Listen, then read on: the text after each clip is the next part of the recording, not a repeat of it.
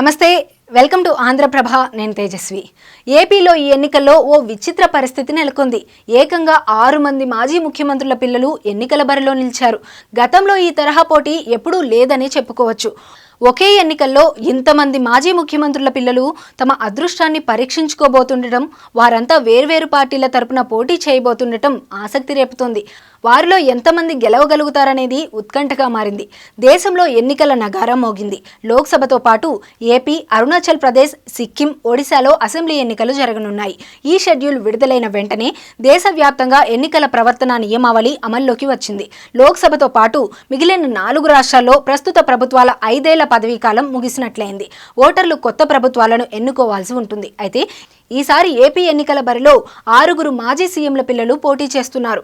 ఇప్పుడు ఇదే hot topic గా మారింది. ఉమ్మడి రాష్ట్ర మాజీ సీఎం వైఎస్ రాజశేఖర రెడ్డి కుటుంబం నుంచి ప్రస్తుత సీఎం జగన్ ఎప్పట్లాగే కడప జిల్లా పులివెందుల నుంచి రేసులో నిలిచారు. ఎదుర్కొన్న రెండో ఎన్నికల్లోనే తండ్రి పేరు మీద స్థాపించిన పార్టీని అధికారంలోకి తీసుకురాగలిగారు. వరుసగా రెండోసారి విజయఢంకా మోగించాలనే పట్టుదలతో ఉన్నారు. ఇక వైఎస్ఆర్ తనయ వైఎస్ షర్మిల కూడా ఈసారి ఏపీ నుంచే ఎన్నికల బరిలో నిల్చోబోతున్నారు. కాంగ్రెస్ అభ్యర్థిగా పోటీ చేయనున్నారు. ఎక్కడి నుంచి పోటీ చేస్తారనేది ఇంకా ఖరారు కాలేదు. కడప లోక్సభ లేదా అదే జిల్లాలోని కమలాపురం నుంచి అసెంబ్లీకి పోటీ చేస్తారని ప్రచారం జరుగుతోంది. ఇక మాజీ సీఎం చంద్రబాబు నాయుడు కుమారుడు నారా లోకేష్ గుంటూరు జిల్లాలోని మంగళగిరి అసెంబ్లీ నుంచి రెండోసారి బరిలో నిలిచారు. 2019 నాటి సార్వత్రిక ఎన్నికల్లో టీడీపీ అభ్యర్థిగా ఇదే నియోజకవర్గం నుంచి పోటీ చేసి ఓడిపోయారు.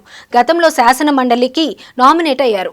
తండ్రి కేబినెట్లో 3 శాఖలకు మంత్రిగా గుర్తింపు పొందారు. ఇక టీడీపీ వ్యవస్థాపకుడు మాజీ సీఎం ఎన్టీ రామారావు పిల్లలు నందమూరి బాలకృష్ణ, దగ్గుబాటి పురంధేశ్వరి వేర్వేరు పార్టీల నుంచి పోటీ పడుతున్నారు. తన కుటుంబానికి బాగా అచ్చివచ్చిన శ్రీ సత్యసాయి పుట్టపర్తి జిల్లాలోని హిందూపురం అసెంబ్లీ స్థానం నుంచి బాలకృష్ణ 3వ పోటీలో నిలిచారు. బీజేపీ రాష్ట్ర శాఖ అధ్యక్షురాలు దగ్గుబాటి పురంధేశ్వరి రాజమండ్రి నుంచి లోక్సభకు పోటీ చేస్తారని తెలుస్తోంది. మరోవైపు మాజీ ముఖ్యమంత్రులు కోట్ల విజయభాస్కర్ రెడ్డి, నేదురుమల్లి జనార్దన్ రెడ్డి కుమారులు సూర్యప్రకాష్ రెడ్డి, రామ్ కుమార్ రెడ్డి కూడా ఈ ఎన్నికల్లో పోటీ చేస్తున్నారు. నంద్యాల జిల్లాలోని డోన్ నుంచి టీడీపీ అభ్యర్థిగా సూర్యప్రకాష్ రెడ్డి, తిరుపతి జిల్లా వెంకటగిరి నుంచి వైసీపీ తరపున నేదురుమల్లి రామ్ కుమార్ రెడ్డి రేసులో నిలిచారు. ఇక మాజీ ముఖ్యమంత్రి నాదెండ్ల భాస్కర్ రావు కుమారుడు నాదెండ్ల మనోహర్ గుంటూరు జిల్లాలోని తెనాలి నుంచి జనసేన పార్టీ అభ్యర్థిగా ఎన్నికల బరిలో దిగారు.